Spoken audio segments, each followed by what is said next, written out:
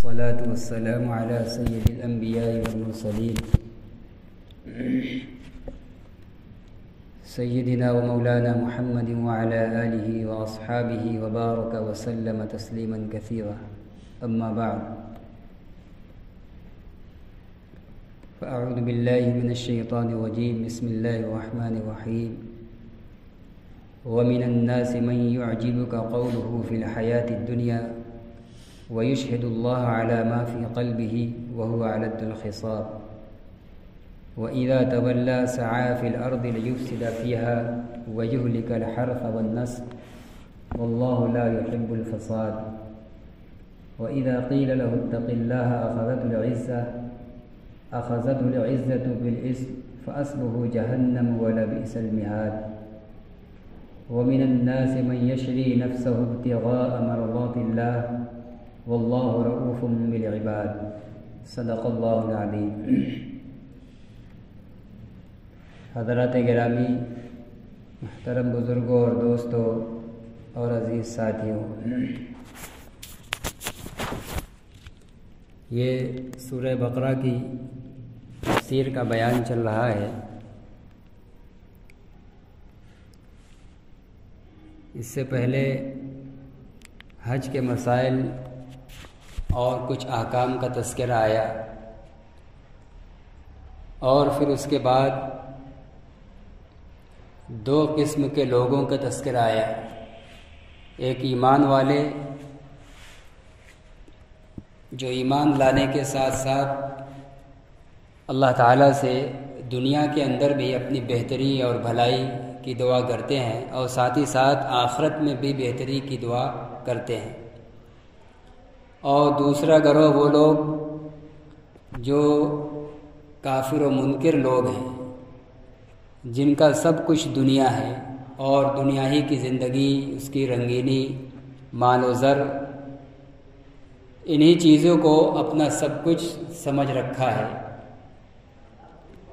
وہ ہر وقت دنیا کی دوڑ اور طلب میں رہتے ہیں اور صرف ہمیشہ دنیا ہی کا مطالبہ کرتے ہیں. آخرت کے نہ وہ قائل ہیں، نہ ان کے ذہن و دماغ میں کوئی چیز ہے کہ اس تعلق سے کوئی سوال کریں گے. تو اللہ تعالیٰ نے دونوں لوگوں کا یہ حال بتلایا کہ پہلے لوگ جو ایمان والے ہیں، جو دنیا اور آخرت دونوں کی بھلائی چاہتے ہیں اور اس کے مطابق عمل کرتے ہیں، ان کو ان کے کیے گا، ان کے ایمان کا، نیک اعمال کا اچھا بدلہ ملے گا. اور جو صرف دنیا طلبی والے ہیں، آخرت کے منکر ہیں، آخرت سے لاپرواہ ہیں اور اعمال آخرت اور اعمال صالحہ کی طرف توجہ دینے والے نہیں ہیں، نافرمانی اور گناہ کے کاموں میں لگے ہوئے ہیں، تو ان کے گناہ کے کاموں کی سزا اور اس کا بدلہ ملے گا. اور پھر اخیر میں قرآنی عادت کے مطابق لوگوں کو اللہ تعالیٰ سے ڈرنے اور تقوی اختیار کرنے کی تلقین کی گئی، اور یہ یاد دہانی کرائی گئی کہ اللہ سے تقوی اور اس کا ڈر کیوں ضروری ہے. اس لیے کہ آخرت قائم ہونی ہے اور آخرت کے اندر جزا و سزا کا معاملہ پیش آنا ہے، اور ان سب امور کا ذمہ دار صرف اللہ ہے. اللہ ہی کے پاس سب لوگ لوٹ کر جائیں گے، اور اللہ کی ذات ہی لوگوں کو ان کے اچھے یا برے اعمال کا بدلہ دے گی. اب آگے اسی طرح پھر دو قسم کے لوگوں کا تذکرہ کر رہے ہیں. خاص کافر اور منافق اور ایک خاص مومن کا تذکرہ ہے. فرماتے وَمِنَ النَّاسِ مَن يُعْجِبُكَ قَوْلُهُ فِي الْحَيَاةِ الدُّنْيَا، اور لوگوں میں کچھ ایسے لوگ ہیں جن کی دنیاوی زندگی کے سلسلے میں بات آپ کو اچھی لگتی ہے.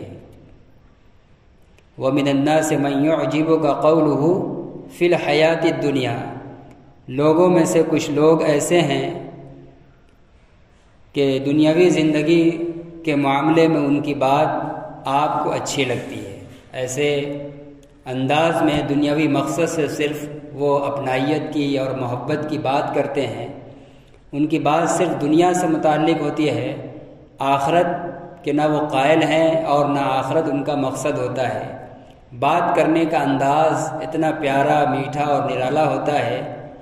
کہ اے نبی ان کی بات آپ کو اچھی معلوم ہوگی۔ ایسے انداز سے بات کریں گے کہ جیسے آپ کو معلوم ہوگا، لگے گا کہ ہاں یہ واقعی سب سے پکا اور مخلص آدمی ہے، اور یہ تمام لوگوں میں سب سے زیادہ مخلص ہے اور جانثار ہے ہمارے لیے۔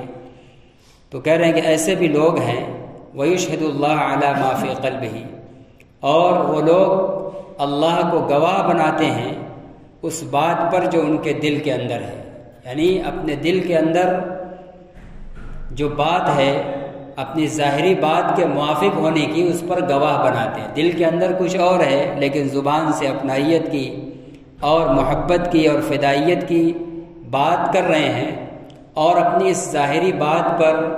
گواہ بنا رہے ہیں اللہ تعالیٰ کو۔ وَهُوَ أَلَدُّ الْخِصَامِ، حالانکہ وہ سخت جھگڑالو لوگ ہیں، وہ آپ کے دشمن ہیں، آپ سے جھگڑنے والے لوگ ہیں، وہ دل سے آپ کے اندر نہیں ہے، دل کے اندر کچھ اور ہے اور زبان سے کچھ اور ظاہر کر رہے ہیں۔ یہ جو قسم کھا رہے ہیں اور اللہ کو گواہ بنا رہے ہیں کہ جو ان کے ظاہر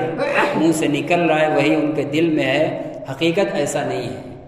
وہ سخت جھگڑالو لوگ ہیں، آپ کے دشمن لوگ ہیں۔ اور یہ شخص تھا اخنس ابن شریق، یہ ایک منافق تھا جو زبان کا بڑا میٹھا تھا، رسول اللہ صلی اللہ علیہ وسلم سے بڑی اپنائیت کی اور محبت کی باتیں کیا کرتا تھا جیسے کوئی انتہائی اپنا جگری اور جانثار ہو، اور خوب آپ کو قسم کھا کر ایمان دلاتا تھا کہ وہ مومن ہے، وہ آپ پر ایمان رکھ رہا ہے اور آپ سے محبت کر رہا ہے، یعنی دل کے اندر ایمان ہونے کی زبان سے اقرار کر رہا ہے، اس پر قسمیں کھا رہا ہے۔ اسی کو اللہ نے کہا تھا وَيُشْهِدُ اللَّهَ عَلَى مَا فِي قَلْبِهِ، اس کے دل کے اندر جو بات ہے وہ اس کی زبان سے جو نکل رہی ہے وہ اس کے بالکل مطابق ہے، اس پر وہ قسم کھاتا تھا ہمارا ظاہر اور باطن ایک ہے، ہم آپ پر ایمان رکھتے ہیں، آپ سے محبت کرتے ہیں۔ چنانچہ آپ صلی اللہ علیہ وسلم ان کی باتوں کی مٹھاس اور ظاہری گفتگو کو اور ان کے یہ چکنے چپڑے انداز سے متاثر ہو کر آپ صلی اللہ علیہ وسلم اس کے ساتھ اکرام کا معاملہ کرتے تھے، اپنی مجلسوں میں ان کو قریب بلاتے تھے کہ یہ بڑی میٹھی باتیں کرتا ہے، بہت اپنائیت کی باتیں کرتا ہے، یہ اپنا ہے۔ تو آپ صلی اللہ علیہ وسلم نے اس کی تکذیب فرمائی، اس آیت کو نازل کر کے متنبہ فرما دیا کہ بات ایسی نہیں ہے جیسا وہ ظاہر کر رہا ہے، بولنے کا انداز اور ایسا مکارانہ گفتگو کرنے کا طریقہ ہے کہ آپ اس کی بات میں آ جا رہے ہیں، آپ کو اس کی بات پسند آ جا رہی ہے اور آپ اس کو اپنا سمجھ رہے ہیں، حالانکہ ایسا نہیں ہے۔ وہ آپ کا سخت مخالف اور آپ کے عقائد کا سخت دشمن ہے، مخالف ہے، وہ آپ کا نہیں ہے۔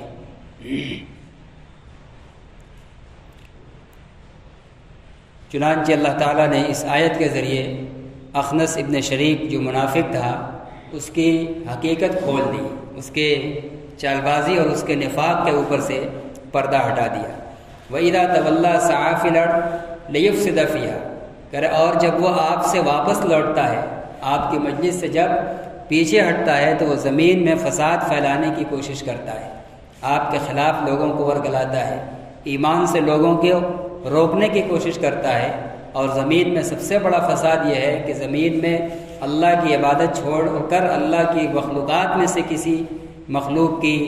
یا اپنے ہاتھوں سے بنائے ہوئے بت وغیرہ کی عبادت کی جائے۔ یہ زمین کا سب سے بڑا فساد ہے کہ اس اللہ کی زمین پر توحید کے بجائے شرک کا عمل کیا جائے۔ تو منہ پیچھے جب یہ آپ کے پاس سے جاتے ہیں تو زمین میں فساد پھیلانے کی، ایمان سے روکنے کی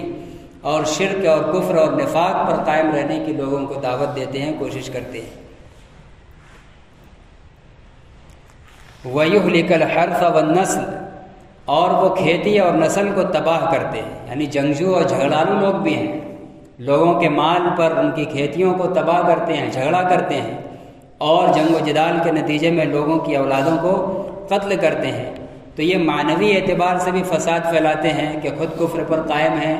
اور زمین میں کفر و شرک قائم رکھنے کی محنت کر رہے ہیں، جو بڑا فساد ہے، اور ساتھ ہی ساتھ ظاہری طور پر جس کو عام انسان فساد سمجھتا ہے اس فساد میں بھی یہ مبتلا ہے، لوگوں کے مال کو بھی تباہ کر رہا ہے اور لوگوں کے نسلوں کے ساتھ بھی قتل و غارت گری کا معاملہ کر رہا ہے۔ واللہ لا يحب الفساد، اور اللہ تعالیٰ فساد پر راضی نہیں ہوتا،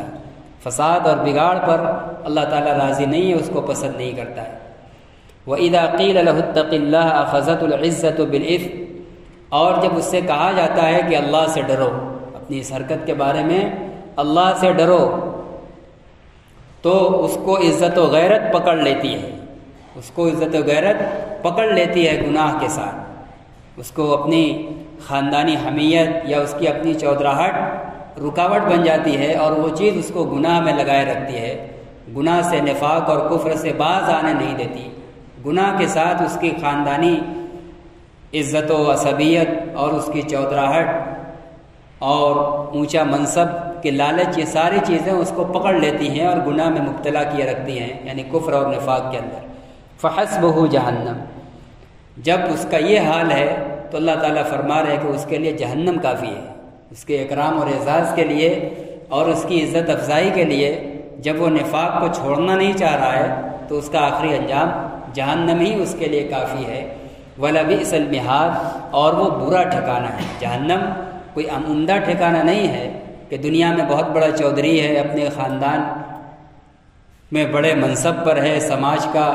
سردار اور سربراہ ہے، چودھری ہے اور بڑے خاندان کا ہے، تو چاہے جس حال میں بھی رہے جہنم میں جائے گا تو وہاں اکرام کیا جائے گا۔ جہنم میں جانے کا مطلب ہی ہے کہ اب ذلت و رسوائی، اس لیے کہ وہ برا ٹھکانہ ہے، وہاں عزت کا اور رات و آرام کا کوئی سامان اور اس کا تصور اور خیال بھی نہیں ہے۔ یہ ایک قسم کا ایک شخص ہوا اخنس ابن شریک، جو منافق تھا اور اپنی ظاہری گفتگو سے رسول اللہ صلی اللہ علیہ وسلم کو اپنے حق میں کر لیتا تھا، آپ اس سے متاثر ہو جاتے تھے، تو اللہ تعالیٰ نے اس کی پول کھول دی اور اس کی حقیقت واضح کر دی کہ وہ آپ کا نہیں ہے، وہ منافق ہے اور اس کا ٹھکانہ جہنم ہے۔ اور دوسرے اب ایک ایمان والے کا تذکرہ کر رہے ہیں، حضرت صہیب رومی رضی اللہ تعالیٰ عنہ کا، جب ان کو مشرکین نے ایمان لائے بہت اذیت پہنچائی، ہجرت کرنا چاہ رہے تھے، ان کو روکا، قید کیا، وہ اذیت پہنچاتے تھے، تو انہوں نے یہ سمجھوتا کیا، مال والے تھے، مال تھا، کہا مکہ میں جتنا ہمارا مال ہے، جائیداد ہے، سب تم لوگ لے لو اور مجھے چھوڑ دو۔ اپنا سب پورا کا پورا مال کفار کے حوالے کیا اور اپنی جان چھڑا کر مدینہ منورہ چلے، اپنے ایمان کو لے کر مدینہ منورہ چلے آئے، نبی اکرم صلی اللہ علیہ وسلم کے ساتھ چلے آئے۔ تو انہوں نے ایک بہت بڑا سودا کیا کہ اپنے مال، جو بڑا مال تھا، مال و جائیداد کو، اس کو ایمان کی حفاظت میں اس کو سب کے سب قربان کر دینا گوارا کیا، لیکن رسول اللہ صلی اللہ علیہ وسلم کی طرف ہجرت نہ ہو، آپ کا دیدار نہ ہو، آپ کی خدمت میں اپنے کو ڈالا نہ جائے، اس کو گوارا نہیں کیا۔ تو اللہ تعالیٰ نے ان سے اپنی خوشی اور رضا کا پروانہ دے کر ان کے بارے میں یہ خوشخبری سنائی۔ وَمِنَ النَّاسِ مَن يَشْرِي نَفْسَهُ ابْتِغَاءَ مَرْضَاتِ اللَّهِ، کہہ رہے ہیں اور لوگوں میں کچھ ایسے لوگ بھی ہیں جنہوں نے اپنے آپ کو بیچ دیا، اپنے آپ کو بیچ دیا، صرف کر دیا،